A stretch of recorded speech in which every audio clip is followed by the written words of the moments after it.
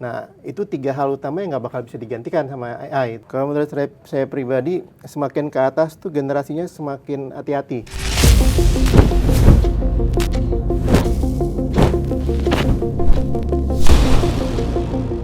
Salam sehat, penuh semangat. Selamat datang di Podcast IT, Asosiasi Industri Teknologi Informasi Indonesia. Berbicara mengenai AI, karena akhir-akhir ini banyak sekali kita mendengarkan mengenai AI. Apa sih sebenarnya AI dan bagaimana sebuah smart teknologi itu membutuhkan smart human capital ya. Nah, hadir di sini Bapak Anugrah Sentot Sudono dari Executrain. Selamat siang, Pak. Siang. Kita berbicara mengenai smart teknologi needs smarter human ya. Nah, kalau kita mendengarkan kata AI, itu sebenarnya apa sih, Pak? Karena orang-orang tuh kok pada ngomongin AI, artificial intelligence. AI itu apa sih sebenarnya? Ya, sebenarnya AI itu pada konsepnya tuh bisa dibagi ada 3. Jadi kalau kita ibaratnya mobil, kan ada bensinnya ya kan. Nah, bensinnya itu data kan. Dan ada motornya itu prosesor. Kemudian ada kendalinya itu algoritma. Jadi semua itu membentuk sebuah kesatuan yang bisa kita sebut sebagai AI. Tapi dalam keseharian sekarang hampir semua yang berbau komputer itu akan dikatakan sebagai AI gitu ya. Jadi kalau udah umum sekarang semua itu AI gitu, apapun itu. Dan jadi sangat baku kata AI itu. Jadi sejarahnya sendiri gimana tuh, Pak? Sejarahnya sendiri kok tiba-tiba itu semuanya berbicara mengenai AI gitu? AI itu sebenarnya udah ada sejak tahun 50-an gitu ya. Jadi waktu itu hanya sebagai simbolik code saja. Waktu saya kuliah juga sudah ada AI gitu, expert system, jaringan urat saraf tiruan. Nah, tapi ini mulai terkenal sebenarnya sejak munculnya OpenAI ChatGPT tahun 2022. Nah, habis itu semua yang berbau gen AI itu booming. Hampir semua orang termasuk anak saya, rekan kerja saya itu menggunakan ChatGPT. Nah, sejak saat itu AI sangat terkenal. Jadi langsung booming ya istilahnya booming, ya.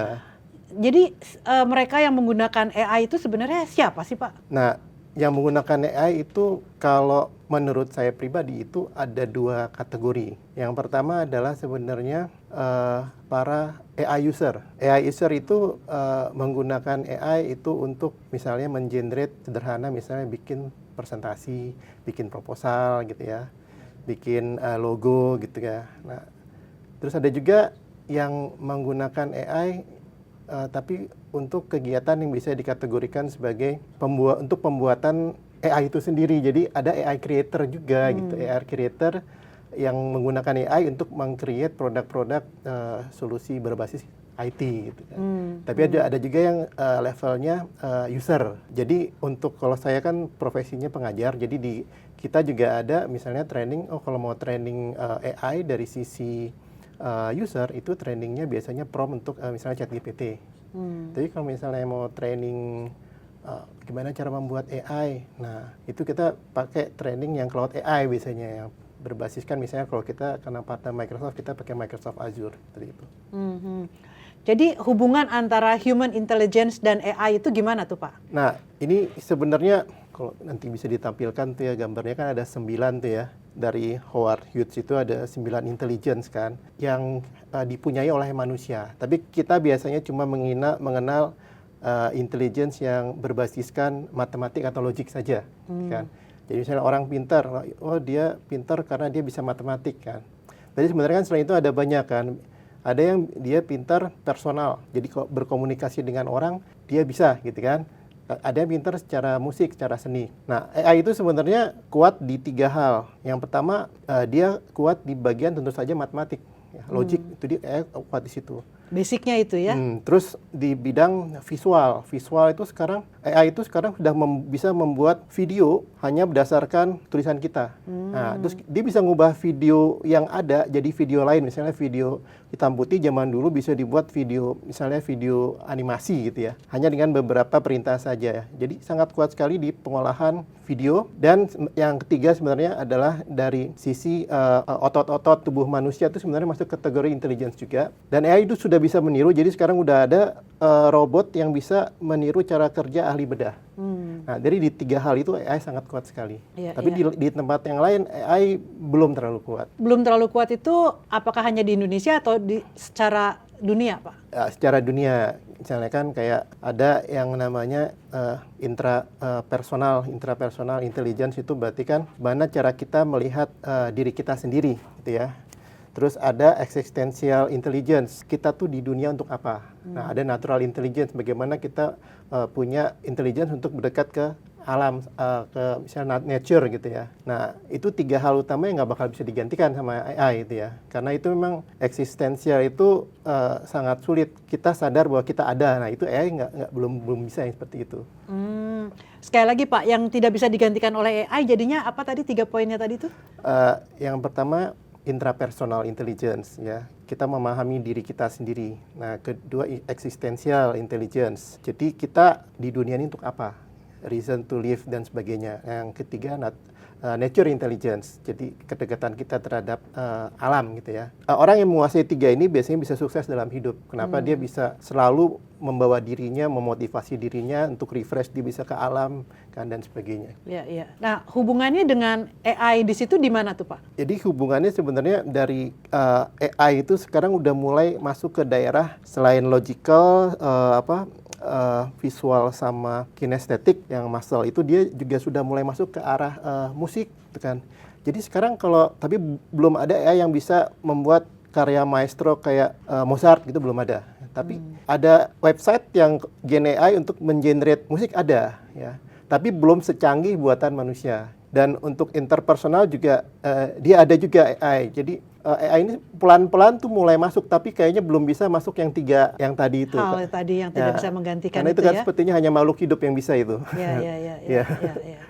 Nah, kalau dari pengalaman Bapak atau menurut Bapak sendiri, berapa persen sih di Indonesia ini yang sudah memanfaatkan AI? Kalau Indonesia mungkin, saya sempat tanya sih sama ChatGPT ya, mungkin sekitar, kalau di Asia Tenggara tuh mungkin baru sekitar 20-30% ya. Mungkin di Indonesia malah lebih sedikit ya? Ya, lebih sedikit.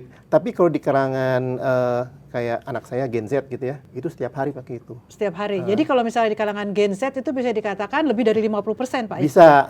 Sudah menggunakan ya? Sudah menggunakan itu. Dan apapun itu, kalau anak saya akan pakai ChatGPT. Bahkan dia mau berlangganan ChatGPT. Kalau saya masih cari gratisan ya Pak? Ya, cari gratisan. Jadi kalau dia udah ngeluarin uang gitu kan. Karena menurut dia worth it.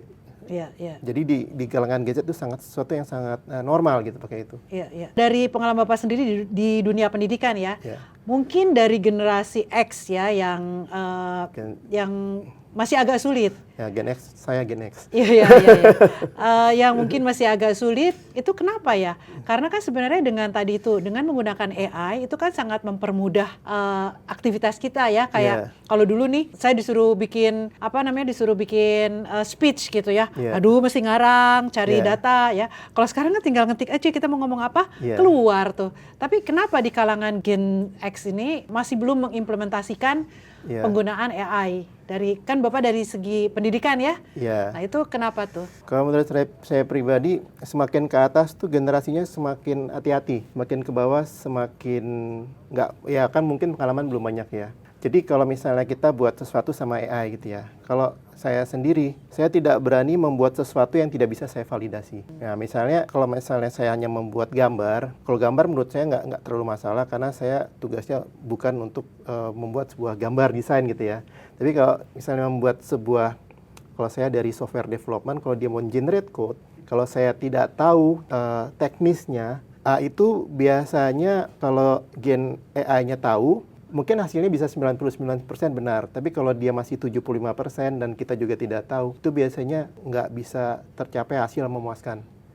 Jadi dari sisi manusianya itu memang harus memvalidasi hasil gen AI untuk kayak musik, video, gambar, itu orang bisa terima aja sih ya.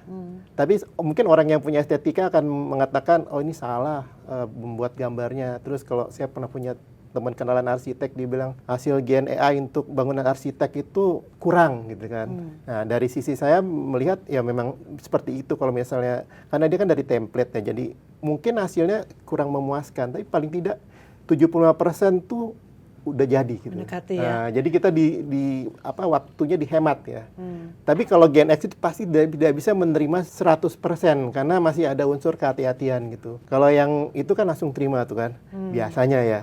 Kalau yang anak-anak sekarang ya langsung terima. Langsung terima aja. Tapi sebenarnya juga kan kemudahan dari penggunaan AI itu tinggal disempurnakan lagi kan ya Pak ya sebetulnya ya.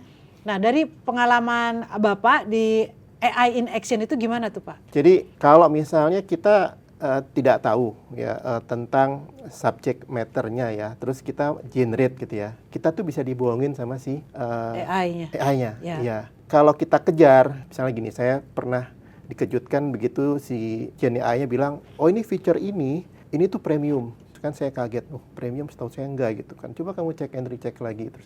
Oh iya bukan, dibilang. Jadi kita harus selalu validasi yang dikatakan oleh si Gen AI ini. Nah kalau misalnya orang yang tidak tahu tentang hal itu, nggak berpengalaman di bidangnya, dia akan menerima langsung tuh. Dan mungkin dia akan kebingungan kalau misalnya hasilnya tidak memuaskan akhirnya. Tapi kalau misalnya hanya generate gambar pun ada yang generate gambar tangannya jarinya 6. Nah gitu kan. Nah itu kelihatan tuh biasanya, jarinya 6, berarti masih Gen AI kan. Musik nggak terlalu kelihatan kalau orangnya nggak maestro musik gitu kan.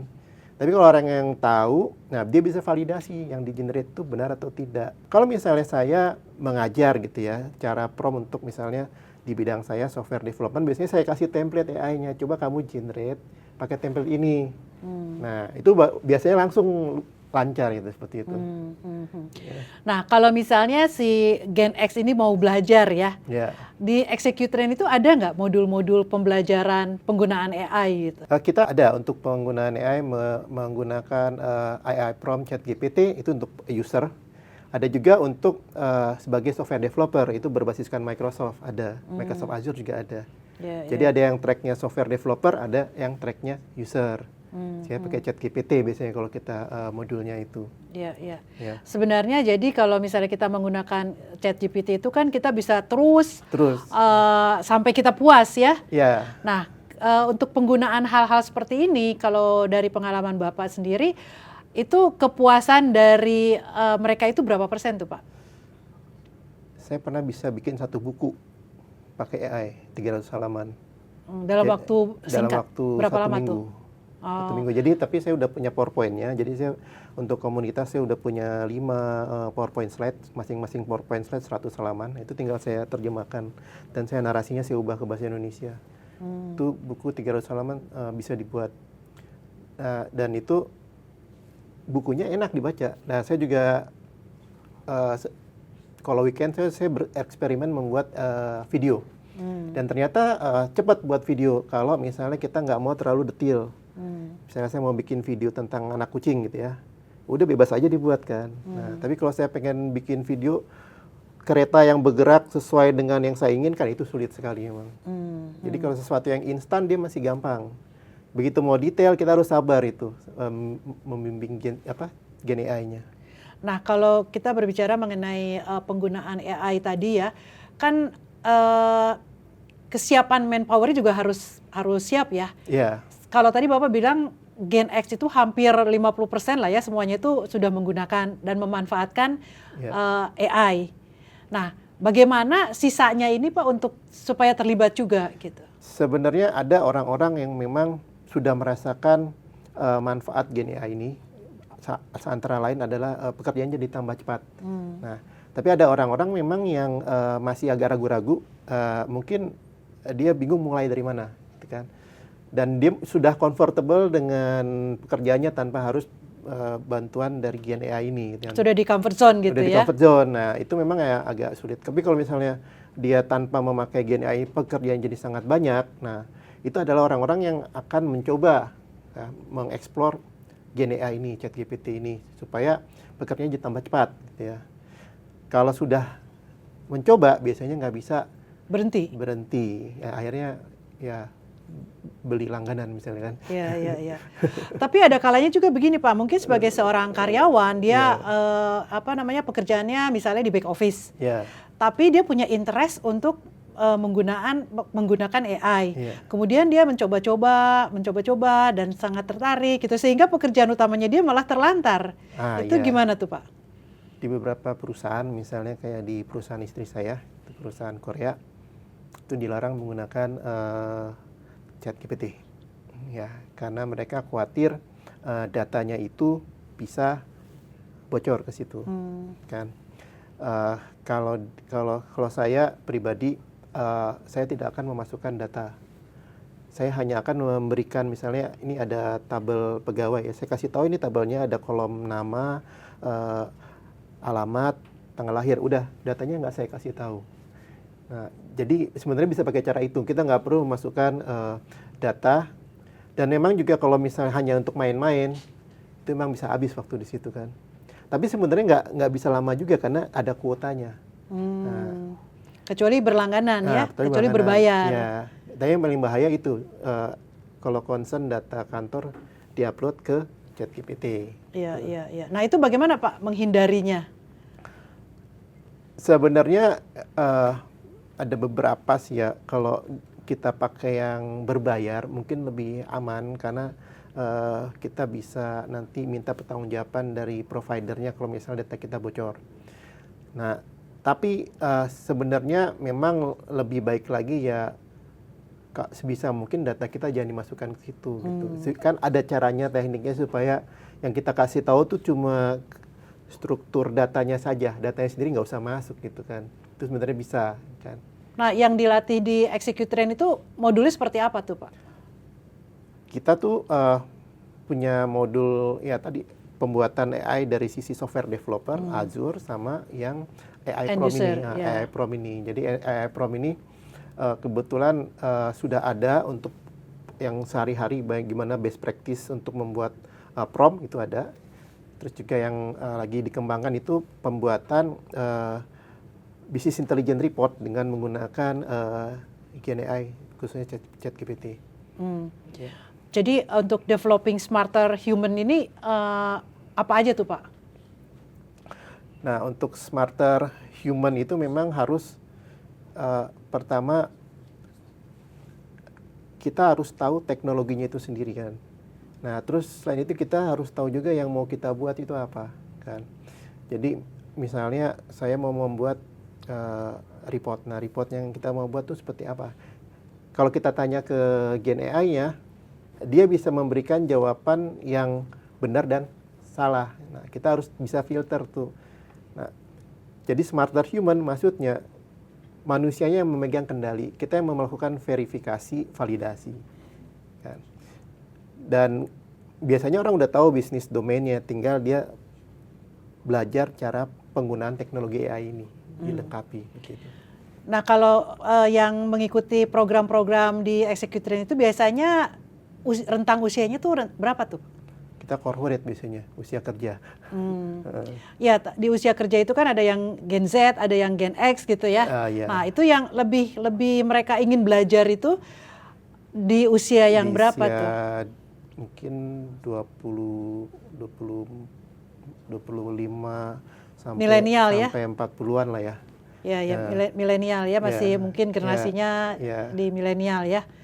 Jadi kalau yang di generasi Gen Z gitu, Gen X itu udah gak berminat atau bagaimana tuh Pak? Kalau Gen Z justru mungkin lebih berminat. Kalau bukan yang Gen X. Oh Gen X, generasi saya. Generasi saya itu mungkin 50-50 ya. Ada yang sudah comfort zone kan rata-rata udah jadi manajer tuh, ya, pasti nyuruh staffnya. Nah biasanya nggak ngurusin yang kayak gituan. Nah tapi kalau misalnya dia pengen, saya pengen explore nih, saya mau buat proposal, nah, bisa tuh pakai Gen AI. Nah tapi dia harus kontrol itunya, alurnya. Jadi kalau dia nggak tahu bisa dibohongin sama si Gen AI sendiri. Jadi sebenarnya masih 50-50 kalau Gen X. Terutama karena comfort zone itu. Iya. Dan apakah seseorang itu mempunyai open mind atau growth mind ya? Dia mau nggak kan? Kalau misalnya dia, udah nyaman nih, ngapain gitu kan?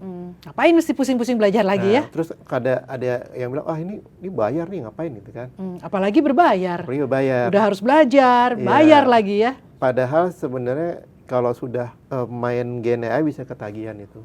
Nah, karena itu bisa membuat pekerjaan kita mungkin bisa sampai 10 kali lebih cepat ya. proposal tuh kayak instan aja tuh, seret gitu kan.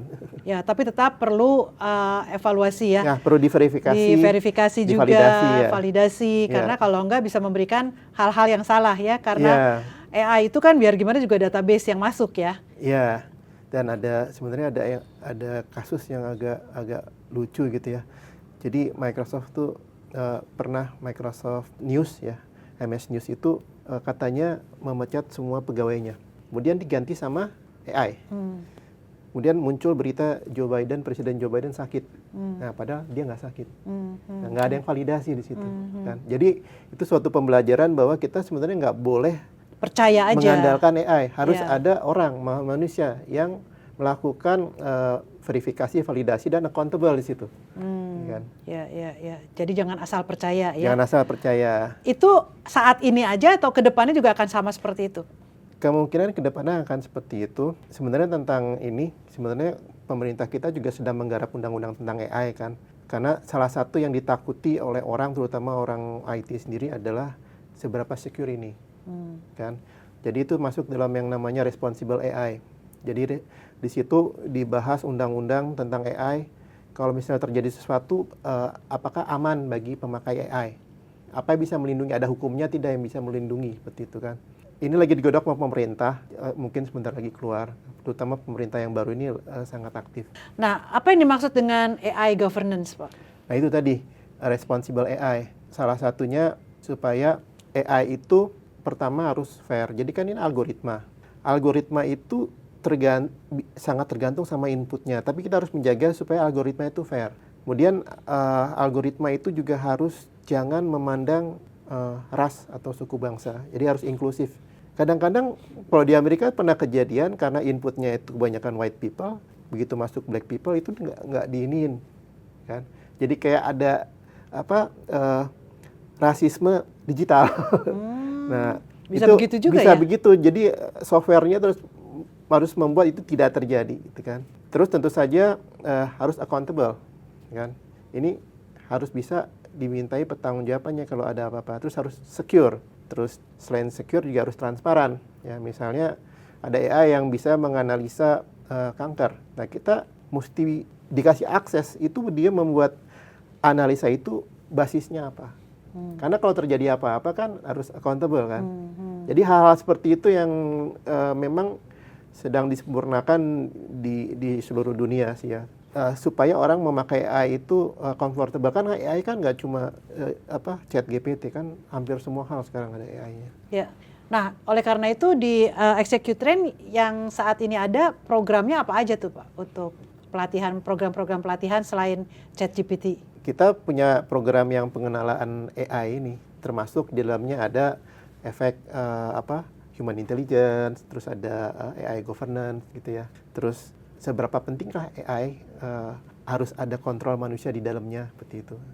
Itu yang mau kita sosialisasikan ke masyarakat sebenarnya. Ya. Program pengenalan AI. Itu sejak kapan tuh Pak modul itu ada di ExecuTrain? Sebenarnya beberapa bulan yang lalu sih. Karena sekarang lagi tren ke arah lagi sana tren, ya. Lagi tren. Ya, yang terakhir nih Pak, why we still need humans? Nah, why we still need human? Yang mungkin ada beberapa hal yang tidak pernah bisa digantikan oleh AI, ya. Misalnya seperti critical thinking, gitu ya. Kemampuan menghandle kompleks problem. AI itu mungkin, terutama Gen AI itu sekarang masih levelnya seperti anak bayi, ya. Jadi masih tetap harus dibimbing, ya. Kalau problemnya udah sangat kompleks, tetap butuh manusia. Kemudian juga ya tadi itu harus ada verifikasi, validasi, dan harus ada yang bisa dimintai pertanggungjawabannya kan. Jadi kalau misalnya diserahkan kepada AI, mungkin seperti kasus di Microsoft News itu akhirnya ada berita yang tidak benar karena nggak ada kontrol dari manusia.